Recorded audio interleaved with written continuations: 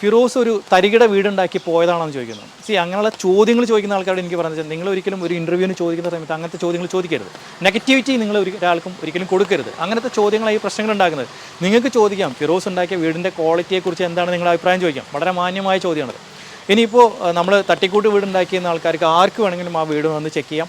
അതിൻ്റെ ഫൗണ്ടേഷൻ മുതൽ ഇതുവരെയുള്ള എല്ലാ ഓരോ സ്റ്റേജ് വൈസ് ആയിട്ടുള്ള ഫോട്ടോസും ഞങ്ങളുടെ കയ്യിലുണ്ട്. അതിന് മെറ്റീരിയൽ വാങ്ങിച്ച ബില്ലും ഞങ്ങളുടെ കയ്യിലുണ്ട്. അവിടെ ഞങ്ങളൊരു തട്ടിക്കൂട്ട് പണി ഒന്നും ചെയ്തിട്ടില്ല.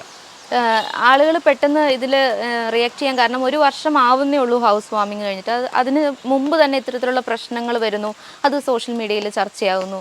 എന്താ ഇതിനൊക്കെ ഒരു കാരണം? ഇതിന് കാരണം എന്ന് വെച്ചാൽ ഇതിൻ്റെ മെയിൻ്റെനൻസ് നല്ലപോലെ ചെയ്യണ്ടേ. ഇപ്പോൾ അവർ ഒരു വീട് നമ്മൾ ഉണ്ടാക്കി കഴിഞ്ഞാൽ ആ വീടിന് മെയിൻ്റെനൻസ് ഉണ്ട്. അത് ഞാൻ മുമ്പും പറഞ്ഞിട്ടുണ്ട്. നമ്മൾ എന്ത് വാങ്ങിക്കുകയാണ്, ഒരു കാറ് വാങ്ങിക്കുകയാണെങ്കിൽ അതിന് പീരിയോഡിക്കൽ സർവീസ് ഉണ്ട്. എന്തിനാണെന്ന് വെച്ചാൽ അതിൻ്റെ ലൈഫ് നമുക്ക് കൂട്ടിക്കിട്ടാൻ വേണ്ടിയിട്ടാണ്. അതേപോലെ വീടിനും മെയിൻ്റെനൻസ് ഉണ്ട്. ആ വീടിൻ്റെ മെയിൻ്റെനൻസും അവർ നല്ല രീതിയിൽ കൊണ്ടുനടക്കണം, വൃത്തിയാക്കി സൂക്ഷിക്കണം. ഇതൊക്കെ മെയിൻ്റെനൻസിൻ്റെ ഭാഗമാണ്.